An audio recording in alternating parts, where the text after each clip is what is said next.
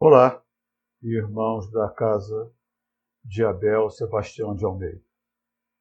Meu nome é Mário Lama e eu sou do Grupo Espírita de Estudos Espíritas Rita de Cássia. E estou aqui, nesses tempos aí de isolamento social, fazendo uma palestra para ser publicada no site do Centro. O tema que eu escolhi para que a gente conversasse hoje é um tema que os próprios apóstolos, seguidores de Jesus, tiveram dificuldade. Até porque lhe perguntaram: por que o Senhor fala por parábolas? Esse é o tema. Por que Jesus fala por parábolas? Então vamos primeiro pensar no que é uma parábola. Parábola é uma história com um fundo moral. Jesus usava um método de Aristóteles, grego, filósofo grego, chamado peripatetismo. O nome é feio, mas significa ensinar andando. Jesus era um peripatético, no sentido de que ele não tinha uma pauta. Ele ensinava à medida em que as coisas iam acontecendo. Então alguém perguntava sobre uma herança, ele ali tirava um ensinamento. Alguém perguntava sobre uma colheita, e ele ali tirava um ensinamento. Então, e ele criava essas histórias. Histórias essas sempre com um fundo moral. O filósofo Huberto Roden, filósofo espiritualista, não espírita, mas espiritualista, ele falava que as parábolas elas tinham dois significados. Um significado imediato, significado material, de acordo com os hábitos e costumes dos homens daquela época, de compreensão imediata. E um simbolizado espiritual. O que isso quer dizer? Que Jesus ali embutia ensinamentos que, à medida que nós fôssemos evoluindo espiritualmente, nós iríamos conseguindo perceber nuances desses ensinamentos que estariam ali embutidos por Jesus. Então, à medida que nós vamos amadurecendo, nós vamos percebendo essas nuances, esses ensinamentos, esses simbolizados que Jesus ali colocou.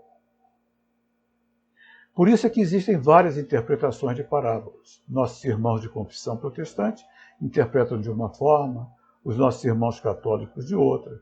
Nós, dentro do meio espírita, temos nossas interpretações, e assim mesmo, dentro do próprio meio espírita, temos várias interpretações. Por quê? Porque depende de como nós enxergamos esses ensinamentos ali embutidos. Então Jesus usava esse método de ensinamento imediato também por uma razão muito simples, de fixação do conhecimento. Naquele tempo, o analfabetismo era praticamente 100%. As pessoas não sabiam ler nem escrever. Ler e escrever eram aprendidos de forma separada. Não é como hoje, que a gente lê, aprende a ler e a escrever simultaneamente. E por quê? Porque ler era mais fácil, mas escrever não. Escrever era difícil, era caro. Se usava naquele tempo papiro ou pergaminho. Papiro vinha de vegetal, era a última tecnologia da época, e o pergaminho era couro curtido. E era escrito com um estilete de bambu, normalmente, com tinta vegetal. Então era muito caro escrever. Imagina um erro. Não tinha delete, não tinha borracha, não tinha apagador. Tinha que escrever de novo. Então, os escribas eram a nata da sociedade. Por quê? Porque eles sabiam escrever. E normalmente só se escrevia coisas da contabilidade ou editos do governo. Não se escreviam coisas do dia a dia. Então, também não adiantava muito escrever, porque as pessoas também não sabiam ler. Então Jesus utilizava esse recurso de contar história. Até porque contar história tem uma fixação maior e garante a fidelidade da transmissão. É fácil a gente perceber isso. Imagina uma música. A pessoa não precisa ser alfabetizada para gravar uma música. Muitas vezes grava e repete literalmente aquela música. Porque são áreas do cérebro diferentes. Não há necessidade de gravar um conhecimento. Uma história é a mesma coisa. É mais fácil gravar e mais fácil repassar. Porque a transmissão do conhecimento naquela época era oral. Então Jesus falava por parábolas, mas não com os apóstolos. Isso é curioso. E aí a gente vai ver uma interrogação dos apóstolos a Jesus. Está lá no Evangelho de Mateus. Os discípulos, então, se aproximaram e lhe perguntaram: por que o Senhor ensina o povo por meio de parábolas? E aí ele responde: somente a vocês é dado de conhecer o privilégio e os mistérios secretos do reino dos céus, e não aos outros. Falo-lhes por parábolas, porque não estão em condições de compreender certas coisas. Eles veem, olham, ouvem, mas não entendem. Fora, pois, dizer-lhes tudo por enquanto. Digo-o, porém, a vós, porque a vós foi dado compreender esses mistérios. Ora, então, o que acontece? Jesus separava o ensinamento do povão, para aquelas pessoas para o contato imediato, e da equipe que ele estava preparando para a divulgação do seu evangelho. Porque isso é que é importante que a gente perceba. Na realidade, Jesus ficou pouco tempo entre nós, apenas 3 anos, e num perímetro muito pequeno, de uma região muito afastada do centro intelectual da época. Israel era bem afastado do centro intelectual, que era Roma. Então ele preparou uma equipe, e essa equipe, dos seus seguidores, dos seus apóstolos, é que foi encarregada da divulgação do seu evangelho. Então, para eles, ele tinha ensinamentos guardados, reservados, que ele chamava mistérios. Mistério, por que ele chamava mistério? O que é um mistério? Mistério é um conhecimento cuja causa a gente não conhece. A partir do momento que a gente conhece a causa, deixa de ser mistério. Por exemplo, os antigos, nossos antepassados, se assustavam com o eclipse solar, um eclipse da Lua. Achavam que era o fim do mundo com a passagem de um cometa. Hoje é um fenômeno natural, porque foi estudado. Não é um mistério, não é fim do mundo, é apenas um fenômeno natural. Mas para as pessoas daquele tempo, isso era um mistério. Então Jesus passava conhecimentos que estavam à altura dos apóstolos compreender. Aí você vai perguntar, mas que conhecimentos são esses? São conhecimentos sobre a continuidade da existência e sobre a ação da mente, do magnetismo, nos chamados fenômenos conhecidos por milagres. Vamos lá. Jesus prometia aos seus seguidores o reino dos céus, para aqueles que dessem atenção às suas palavras. E por que ele fazia uma promessa? Porque para você mudar um comportamento, para você mudar um paradigma comportamental, é preciso que você tenha um estímulo. Se eu estou aqui, estou satisfeito com o meu comportamento, estou satisfeito com como as coisas andam, por que eu vou mudar o meu comportamento? Você tem que me dar um estímulo. Imagina o seguinte, você é guloso. Eu estou falando de comida porque eu gosto de comida. E eu sou guloso. Você é guloso. Então você vai no seu médico fazer seus exames periódicos e ele diz para você, olha, cara, você está com problema.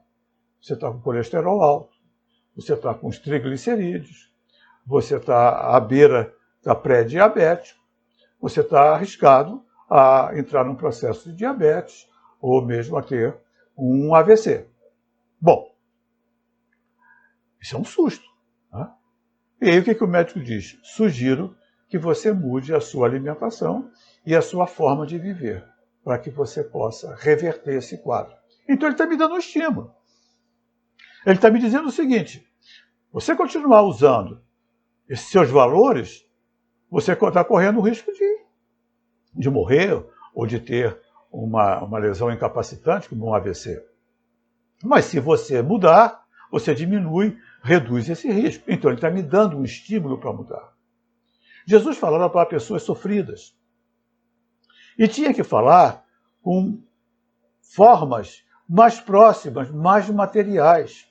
Para o povo de Israel que saiu do Egito, por exemplo, a promessa de Moisés foi a terra prometida, ou seja, algo material.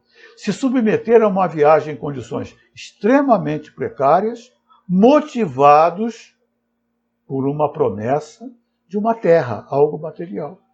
Porque para eles, para aquelas pessoas daquele tempo, as coisas materiais tinham muita importância. Tem hoje. Imagina para aquele tempo da sobrevivência, que a pessoa vivia do campo, vivia da plantação, vivia da colheita, vivia do pastoreio, e ainda assim eram submetidos a impostos escorchantes do Império Romano. Então, para eles, a vida era muito dura. Poucas reflexões sobre valores. Mas Jesus falava disso. E fazia uma promessa. Olha, vocês ouviram o que foi dito aos antigos. Olho por olho, dente por dente. Isso era comum. Mas eu, porém, vos digo, perdoai as ofensas, amai os vossos inimigos. Isso é uma mudança de paradigma. E muito grande. Ele falava sobre a questão do sábado. Tá? Que ele curava no sábado. E ele mudou o paradigma quando ele dizia, mas vem cá, se o seu boi, se o seu animal ficar atolado no sábado, você vai lá e não ajuda? Por que eu não posso também curar no sábado? O sábado foi feito para o homem, e não o homem para o sábado. Isso era uma mudança de paradigma. Quem quiser ser o maior, seja o servidor de todos. Até os apóstolos tiveram dificuldade de entender isso. Isso é uma mudança de paradigma. Ora, e por que eu vou mudar meu valor? Por que eu vou mudar meu paradigma se não tiver uma compensação para isso? O que ele falava? Reino dos céus. Mas reino dos céus é uma coisa vaga. Reino dos céus é uma coisa absolutamente sem consistência, se é que eu posso me expressar assim. Tanto que cada religião tem um conceito de céu completamente diferente do outro. Mas era o que ele podia falar. Então, qual era o mistério? Um dos mistérios que ele ensinou aos apóstolos. Um dos mistérios que ele ensinou aos apóstolos sobre vida espiritual. Coisa que ele não podia falar naquele tempo para as pessoas, mas pôde falar para nós agora. Tanto que ele promete o Consolador, que iria restabelecer as suas informações, ou seja, os seus ensinamentos, e ia acrescentar novas informações. Ora, e se acrescentar novas informações, é porque ele não falou tudo. Então, falar de vida espiritual, que hoje nós temos um conhecimento muito mais amplo, a partir da doutrina espírita e depois das obras de André Luiz, por exemplo, via mediunidade de Chico Xavier. Nós temos uma noção do que é reino dos céus, do que é vida espiritual, do que é transformação moral e o que ela significa na questão da qualidade da vida espiritual. Falava também sobre o magnetismo, sobre o poder da fé, da vontade, sobre o elemento material, os chamados milagres.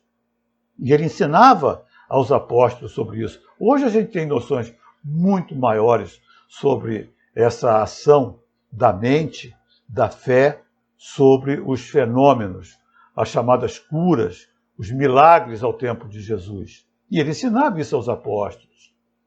Tanto ensinava que há uma passagem, chamada do moço lunático, que o pai daquele menino chegou para Jesus e disse, olha, meu filho sofre muito, ele cai no fogo e cai na água. Eu apresentei aos teus apóstolos, mas eles não puderam curar. Aí Jesus vai e afasta aquele espírito obsessor, ou a sua autoridade moral. A linguagem evangélica expulsa o demônio. Mas, na realidade, Jesus não expulsou ninguém, nem era demônio. Demônio ficou conhecido hoje como coisa do diabo, mas demônio, na sua origem etimológica, daimon, do grego, quer dizer espírito. Então, a autoridade moral de Jesus afasta aquele espírito. E o menino fica curado. E aí o que acontece? Depois, reservadamente, os apóstolos vão lá conversar com Jesus e perguntam, mas por que o Senhor curou e a gente não conseguiu? Aí o que Jesus disse? Porque faltou fé. Vocês não tiveram fé. Vocês não tiveram a fé que movimentava essas energias que poderiam curar aquele menino. Porque se vocês tivessem a fé do tamanho de um grão de mostarda, vocês poderiam dizer, aquela montanha ali se afasta e aquela montanha se afastaria. Óbvio, isso é uma linguagem figurada. Então ele fala de magnetismo e fala de fé. Hoje, dentro da doutrina espírita, nós temos essas informações. Lá no Evangelho segundo o Espiritismo, no capítulo 19, A Fé Transporta Montanhas, no item 5, Kardec faz uma observação muito interessante. O poder da fé se demonstra de modo direto e especial na ação magnética. Por seu intermédio, o homem atua sobre o fluido, energia, agente universal, modifica-lhe as qualidades e lhe dá uma impulsão, por assim dizer, irresistível. Ou seja, então o poder da fé tem uma ação sobre o fluido cósmico universal e dando-lhe uma impulsão, por assim dizer, irresistível, produzindo esses milagres que nós entendemos por milagres, mas que nada mais são do que um fenômeno natural. Fruto de uma irradiação magnética e da ação da fé. Da fé não só de quem emite o fluido, mas também da fé daquele que recebe. Quantas vezes Jesus disse, foi a fé que te curou?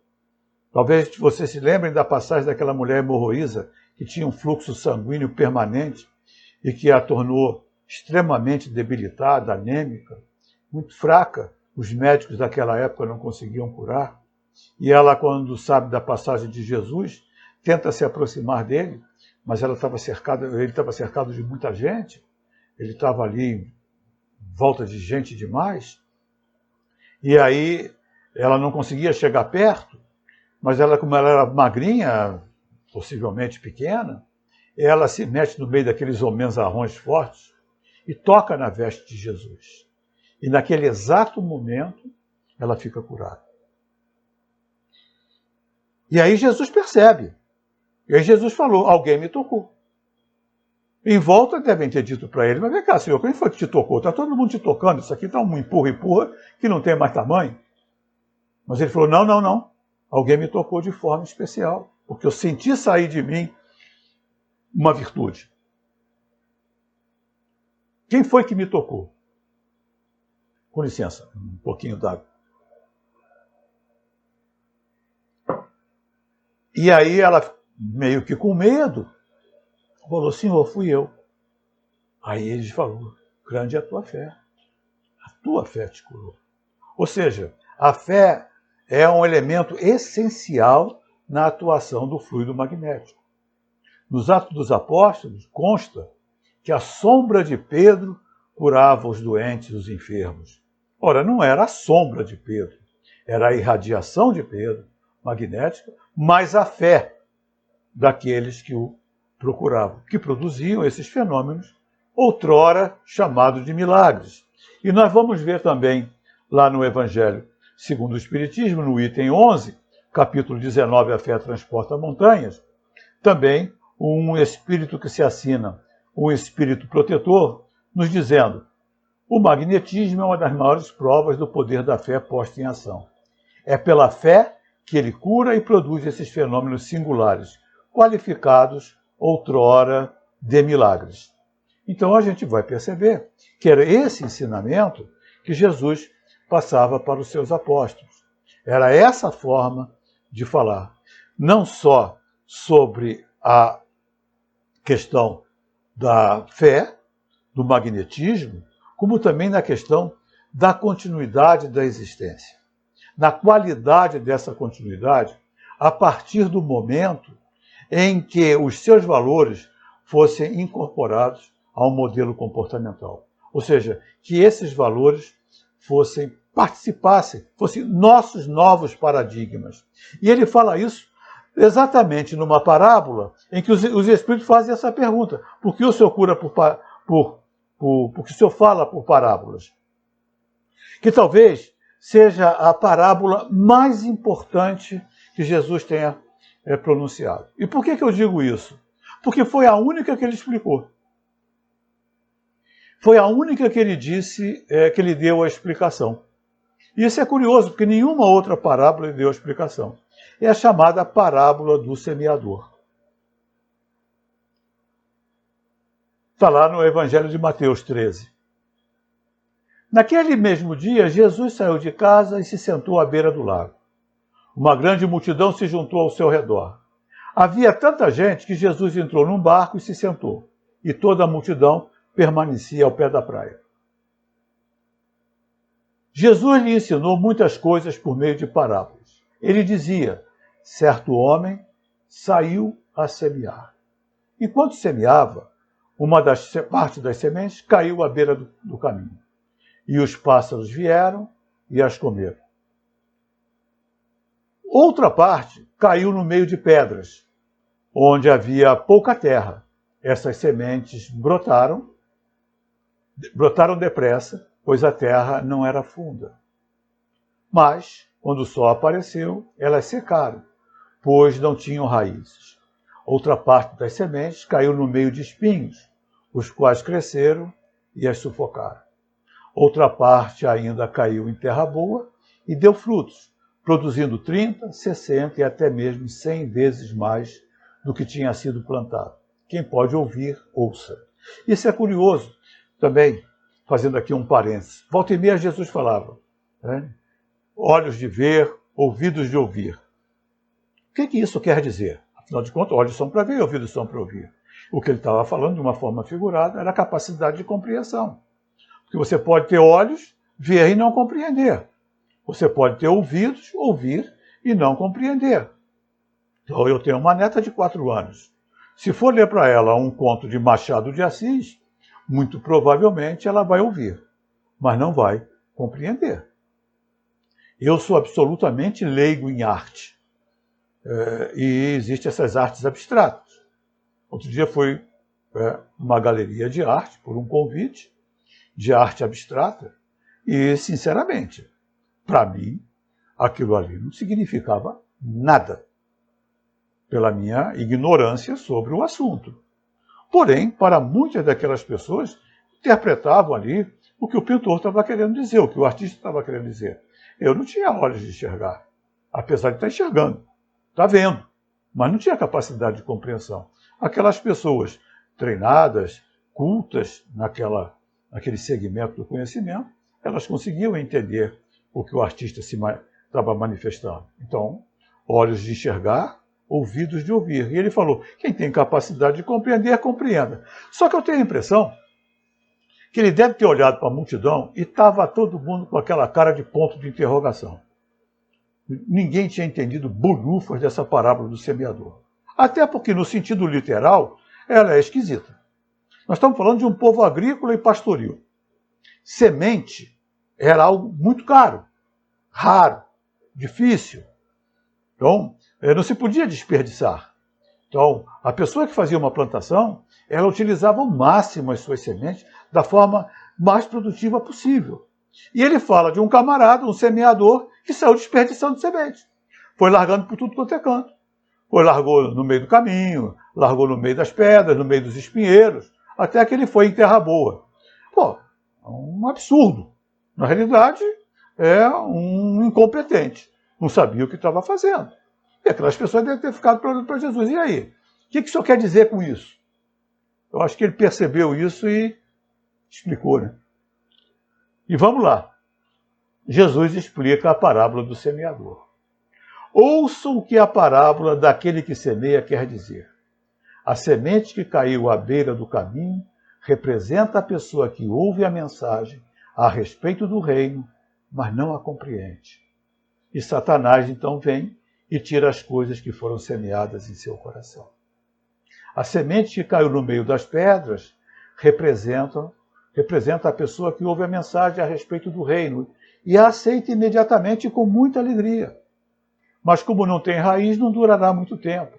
Assim que encontra dificuldade ou que é perseguida por causa da mensagem, abandona a sua fé.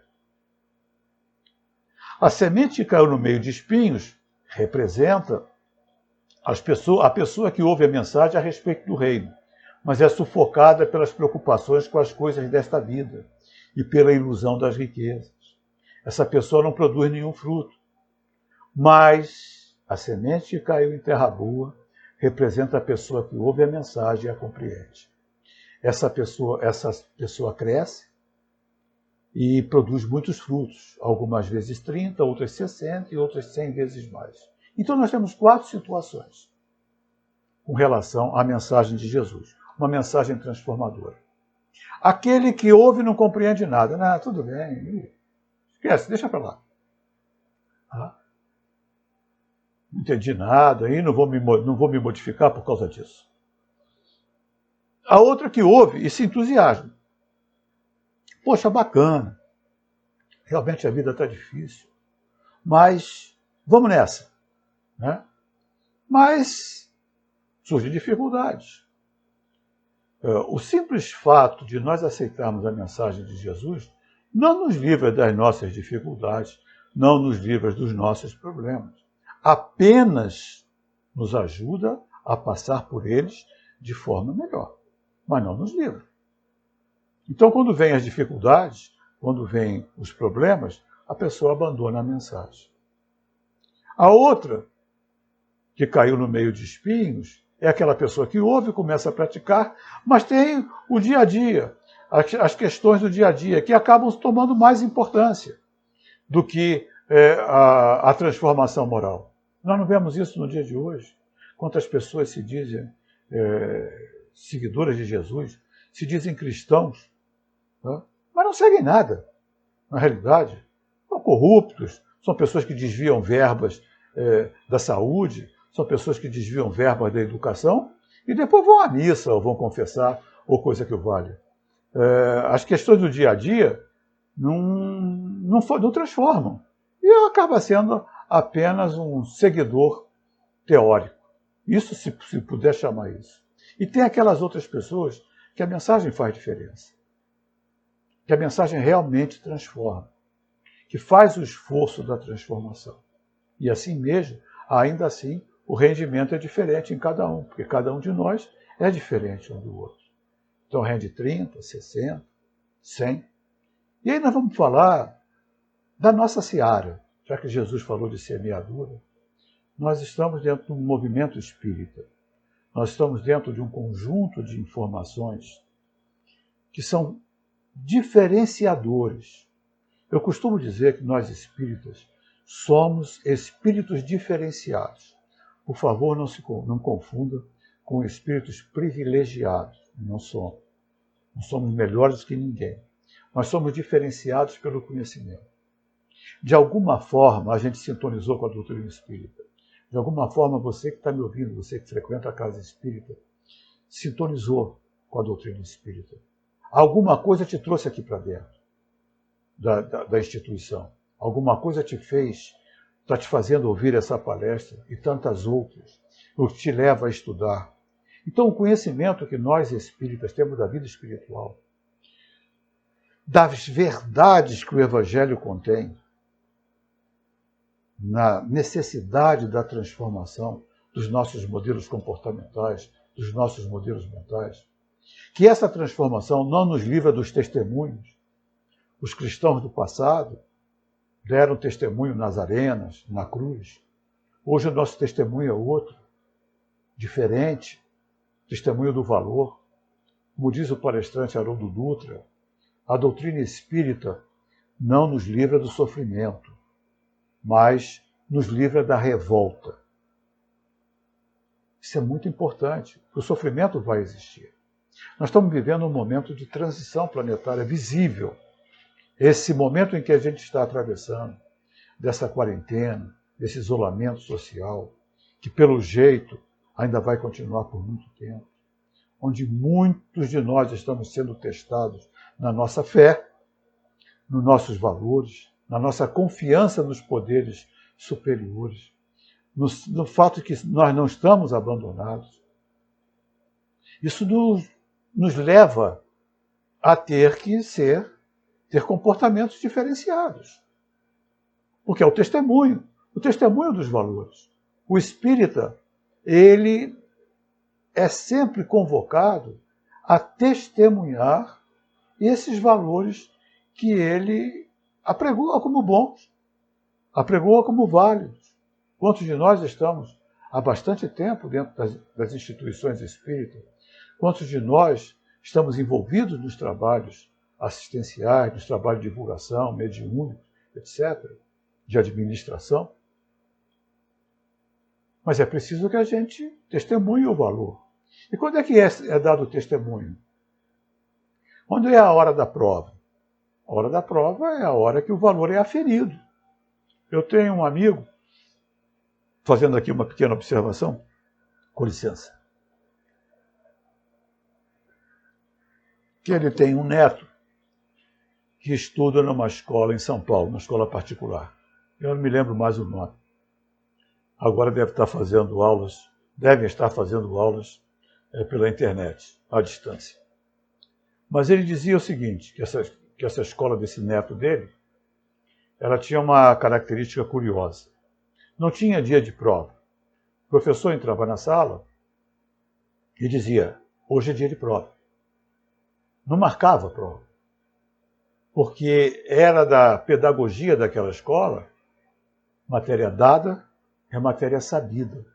Portanto, a qualquer momento, ela pode ser aferida. Olha como isso é curioso.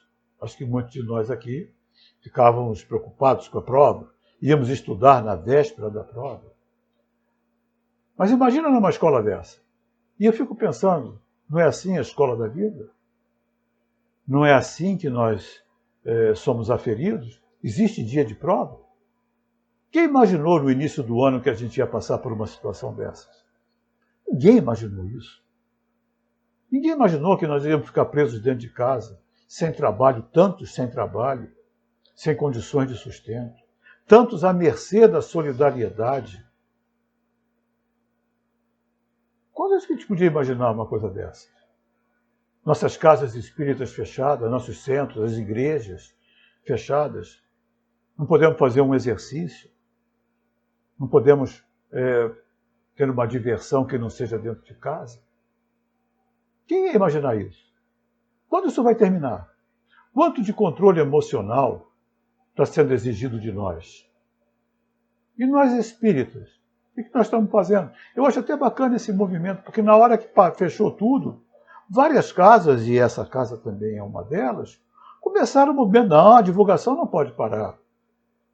E nós vamos trabalhar em cima disso. Não pode vir no centro? O centro vai até você. Vamos fazer palestras na internet, vamos colocar as palestras no YouTube, vamos fazer palestras, vamos levar essa mensagem para dentro da casa das pessoas. Vamos continuar nossas obras sociais de solidariedade.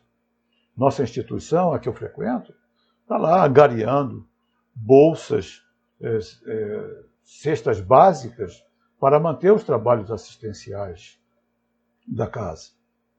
Então nós não paramos, nós estamos com as portas fechadas. Estamos passando por dificuldades, quantas casas não estão passando por dificuldades?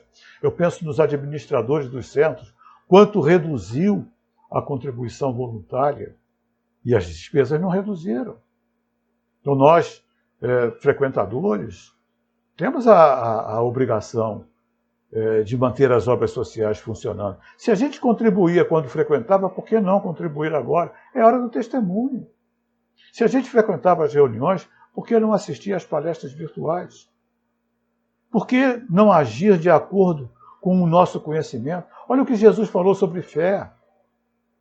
A necessidade da fé nesse momento. A necessidade que nós estamos atravessando. Uma época em que a fé é o suporte. E o que é fé? Fé é uma convicção íntima. Fé é uma certeza que nada acontece por acaso. Se estamos vivenciando isso hoje, posso garantir que no nosso projeto reencarnatório isso estava marcado. E que nós topamos passar por isso. E que nós dissemos, não, vamos lá, eu estou dentro, eu vou passar por essa. Eu vou dar esse testemunho. Porque, como diz o Espírito da Verdade, lá no Evangelho segundo o Espiritismo, no capítulo Os Trabalhadores da Última Hora, os espíritas são os trabalhadores da última hora. São os encarregados de preparar a transição planetária. Então nós temos a obrigação, eu digo obrigação, de dar o testemunho. Testemunho do valor do conhecimento que a gente tem. Essa é a hora, esse é o momento, é agora. Não é mais teoria. No último capítulo da Gênese, Kardec fala, os tempos são chegados. Mas ele falou isso na primeira metade do século, na segunda metade, no início da segunda metade do século XIX. Com uma previsão. Os tempos são chegados. Isso que nós estamos vivendo é uma mudança de tempo. Os tempos são chegados. Como nós vamos responder a isso? Nós temos o conhecimento, aquele conhecimento que foi passado para os apóstolos, do magnetismo, da fé, da vida espiritual, de que isso que nós estamos aqui é temporário, que nós estamos definindo aqui, com as nossas escolhas, com os nossos valores, a qualidade da nossa vida espiritual. Eu tenho aproveitado esse tempo para fazer alguns cursos e também para reler algumas obras. E estou relendo André Luiz. Comecei pelos Mensageiros, Missionários da Luz, e agora estou em Obreiros da Vida Eterna. Já tinha lido, mas não tinha estudado. Estou aproveitando esse tempo e estou me aprofundando na riqueza de conhecimento que a gente tem ali, sobre vida espiritual, sobre colônias espirituais, sobre sofrimento na vida espiritual, sobre as colônias espirituais. E ele fala muito de nosso lar. E nós estamos definindo agora que tipo de espírito nós somos, que tipo de vida nós vamos ter na continuidade da existência. E a nós espíritos, e é por isso que eu digo que nós somos diferenciados, não nos é mais permitido dizer, eu não sabia. O momento é hoje, a hora é agora, é a hora do testemunho. E que Jesus possa nos abençoar nesse trabalho. Agradeço muito a atenção de vocês, espero que fiquem bem e tenham confiança que isso vai passar. Paz a todos. Obrigado.